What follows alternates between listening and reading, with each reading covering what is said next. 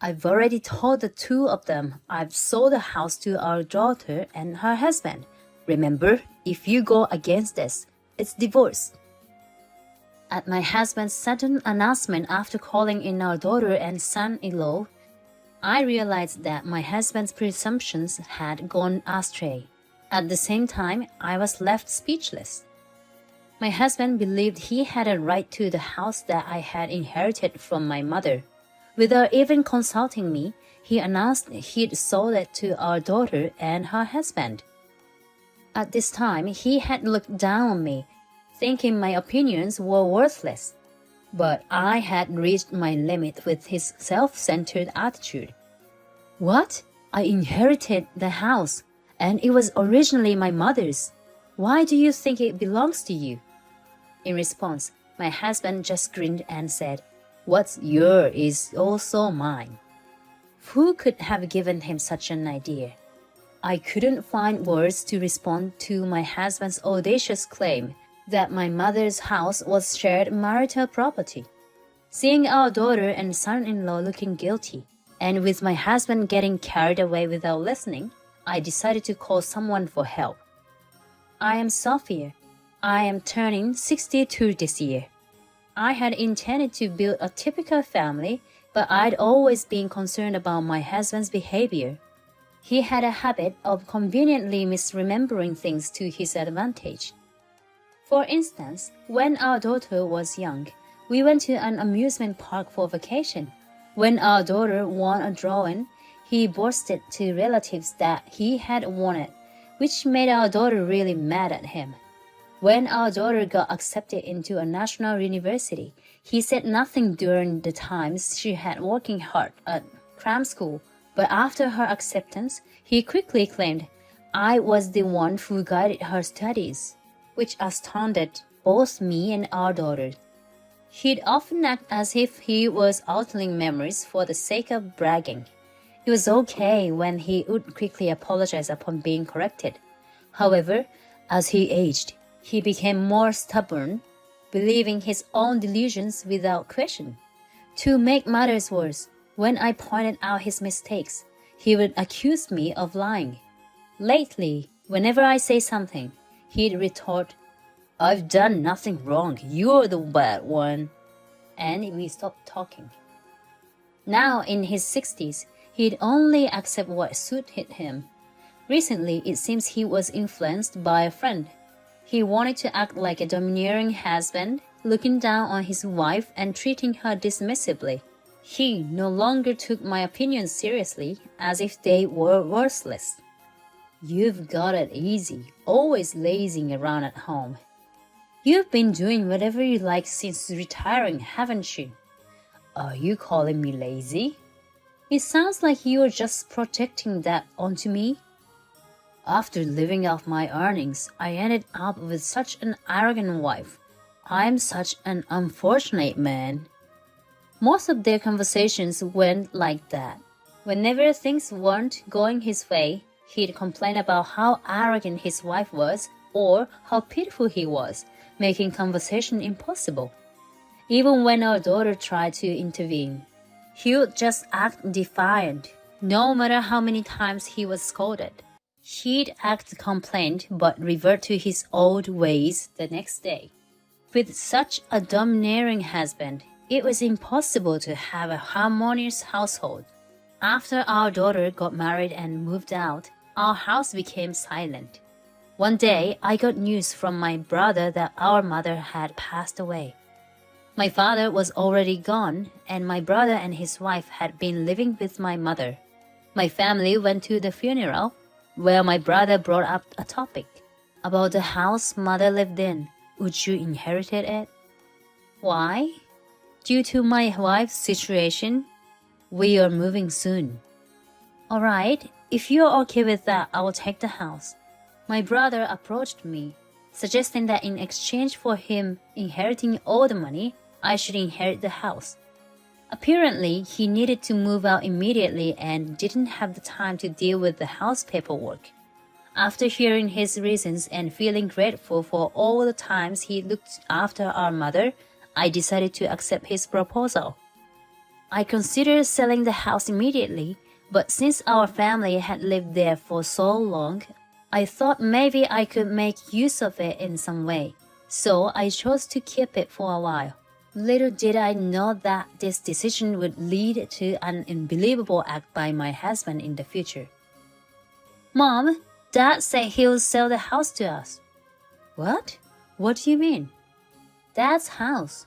He said he would sell it to us for a cheap price. Sell the house? Did he even own any property?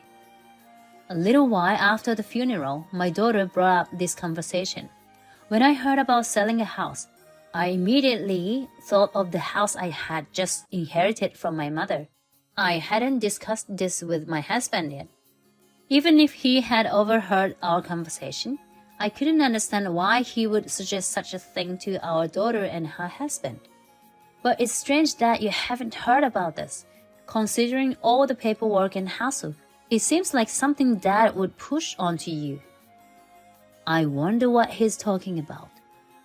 Maybe we should ask him the next time we see him. After hearing this from my daughter, I was worried that my husband might be up to something regarding the inherited house. Just 3 days after that conversation, as if to confirm my suspicions, my husband said he wanted to talk to our daughter and her husband immediately. Is this about selling the house to our daughter and her husband? So, you already know. You are always quick when it comes to money matters. Whose house are you planning to sell? Obviously, it's my house. I frowned at my husband's words. As far as I knew, the only property he owned was the house we were living in. I wondered if he was considering moving in with our daughter and her husband, but he insisted it was his house and wouldn't listen to anything else. Listen, you have no say in this. I can do whatever I want with my house. It was impossible to have meaningful conversation with my husband, who looked down on me and spoke arrogantly. I sighed deeply. Even though he said I had no say, his delusions always worried me. Seeing how unresponsive he was, I decided to call someone for advice. A week later, our daughter and her husband visited our house. Contrary to my worried expression, my daughter beamed at me as soon as she saw my face. Why are you so happy? Guess what, Mom? I'm pregnant. Really? Congratulations! While gently stroking her barely noticeable belly, my daughter joyfully shared the news of her pregnancy. Seeing my daughter and her husband holding hands and smiling made me feel happy too. However, this mood was quickly ruined by my husband's loud cough. Stop chatting at the entrance and come into the living room. The two became silent due to my husband's domineering tone. I tried to keep things smooth by leading them into the living room.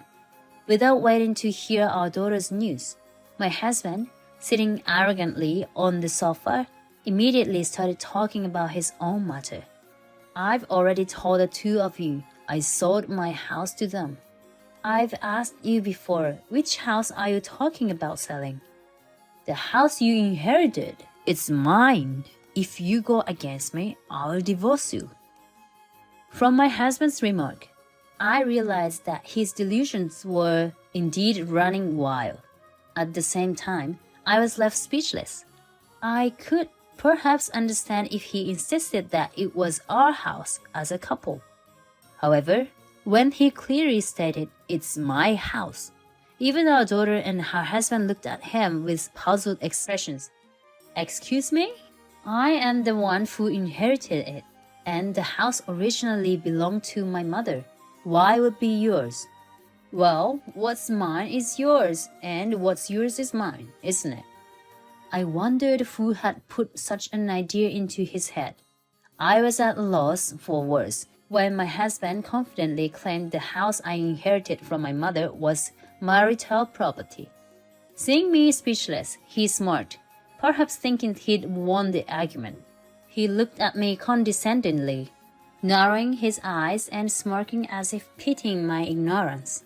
I couldn't help but touch my forehead in frustration, and then I calmly asked him again, "Listen, I inherited this house from my parents. Why do you think you have a say in it?"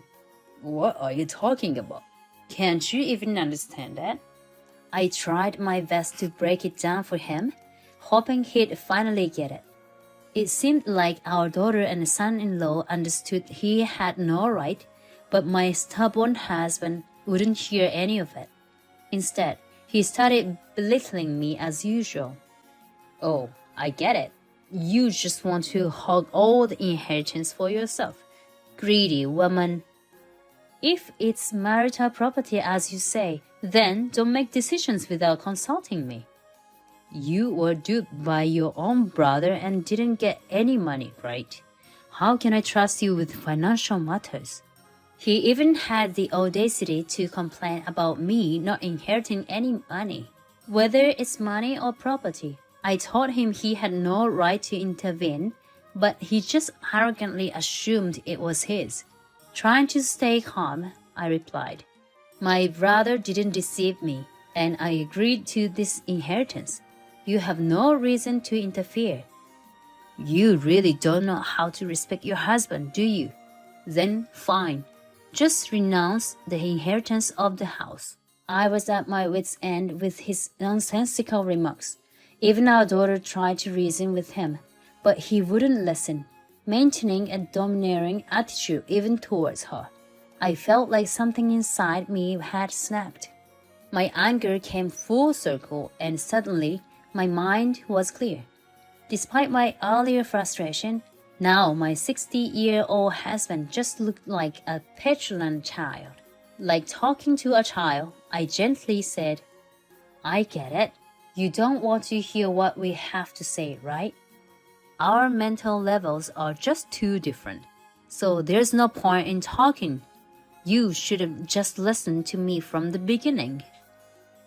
"Okay, I understand. I'll just give up on trying to talk to you." With that, I cut off the conversation and called someone. My husband, seemingly displeased with my actions, shouted at me, "Hey, who are you calling?" "You'll see." After hanging up, the doorbell rang just a few minutes later. I went to answer it. "Thank you for coming." "It's all right. Always feel free to call me." I had previously contacted someone due to my fear of my husband's outbursts. As I opened the living room door, my husband's face went pale at the sight of the person standing there. "What on earth are you doing, my foolish brother?" Yes, I had called my husband's older sister. I had heard stories of how he was scared of her and wouldn't dare defy her. I hadn't expected her to have this much influence, but seeing how he immediately became docile, I couldn't help but laugh. "Hey, why did you call her?" "Since you wouldn't listen to me, I thought I'd ask someone you might listen to." We asked the sister-in-law and sit down and resumed our discussion. Though, from that point on, it mostly turned into her lecturing my husband. "But shouldn't what belongs to my wife also belong to me? Have you ever shared even a tiny bit of what's yours with Sophia? I've given you the money I earned. I've worked so hard, and she's been living off my earnings. All you ever say is, 'I did this, I did that.' Sophia managed with your meager earnings, always made food, heated the bath, and even cleaned the house. Have you ever thanked her for that? Isn't it normal for a wife to support her husband?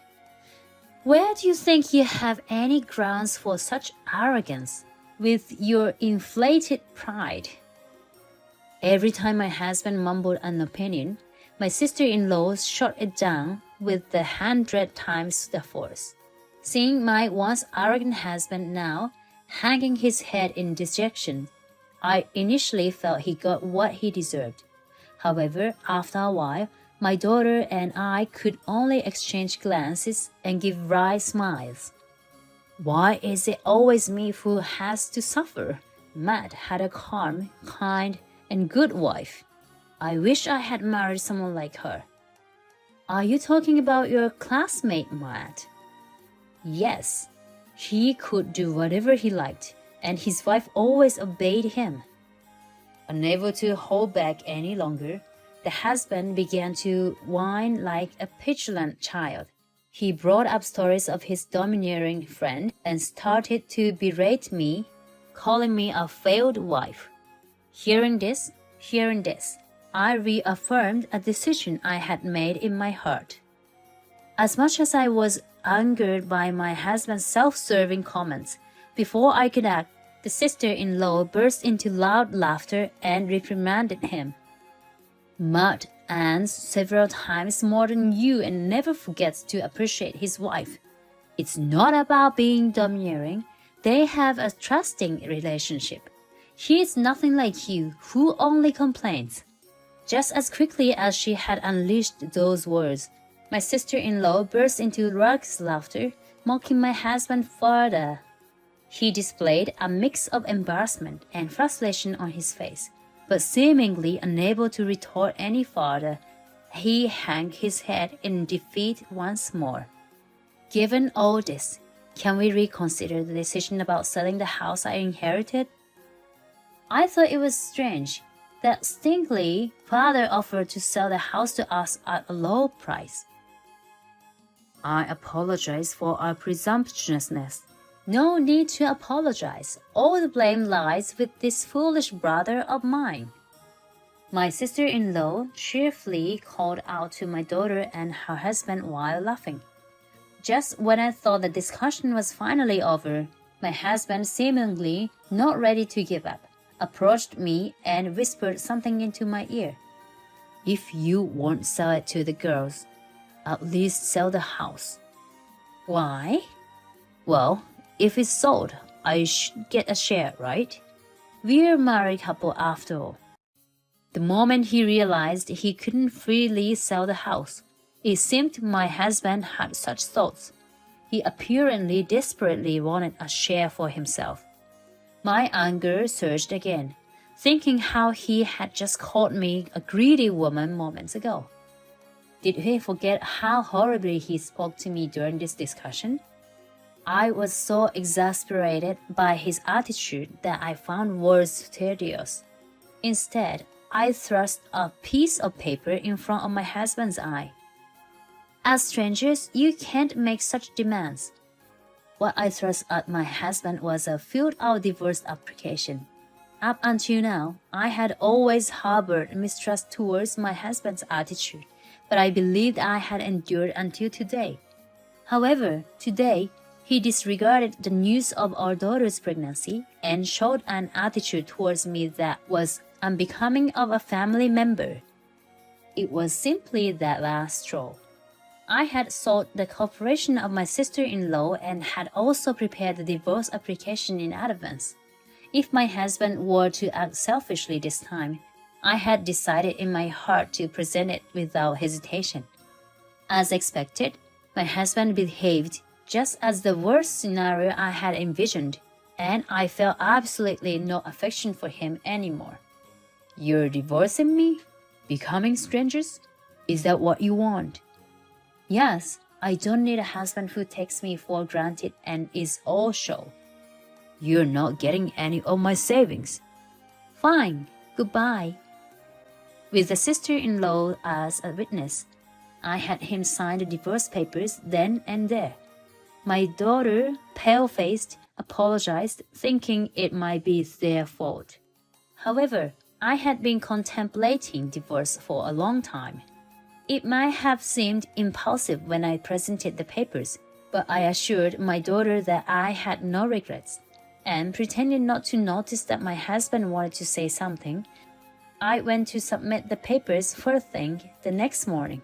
A few days later, after filing for divorce, my ex-husband seemed smug, as if pleased that I had become a stranger to him. But not long after I moved out, he found he couldn't manage anything in the house and began calling me for help. Hey, the house is a mess. Come cook, clean up, take out the trash. Why should I? I'm not going to take care of someone else's mess. Aren't you my wife? Ex-wife? Have you already forgotten about the divorce papers? It was easy to imagine this would happen since he had never helped with household chores. Yet, it seemed he alone was unaware of this. Even after our divorce and officially becoming strangers, my ex-husband still tried to make me work for him. Out of kindness, I informed my former sister-in-law about his calls. He always acted dominant, but it turns out he can't even live without a wife. How could he have been so arrogant? Soon after, it seems my ex-husband was scolded by his sister, and the calls stopped. Instead, I received a reassuring message from her saying, "Don't worry, I'll keep an eye on my foolish brother for you." She also informed me that my ex-husband had accumulated debt. Apparently, after selling our house to my daughter and her husband, he recklessly spent the money, expecting more to come. Too proud, he couldn't admit to having debts, especially in front of me. I'm relieved to have divorced him before he brought up the issue. As for me, after hearing about my divorce, my brother shared our inherited wealth, and now I live in the house left by our mother. My daughter and her husband, who have grandchild, seem to have not been meeting with the ex-husband, but they often come to visit and show their faces at this house. I don't want to end up like that. Don't worry, you're sincere, so your child will grow up just fine. But raising a child is scary. How did you manage, Mom? I didn't do anything special, and you turned out fine. That's just how kids are. Holding my grandchild, who has eyes just like my daughter's, I cherish my happiness. Seeing my daughter's anxious face, I advise my grandchild, "You don't have to be outstanding, just be sincere." My daughter turned out just as I hoped, honest and accomplished. She even started her own family. As I take care of the house, I look forward to watching my grandchild grow.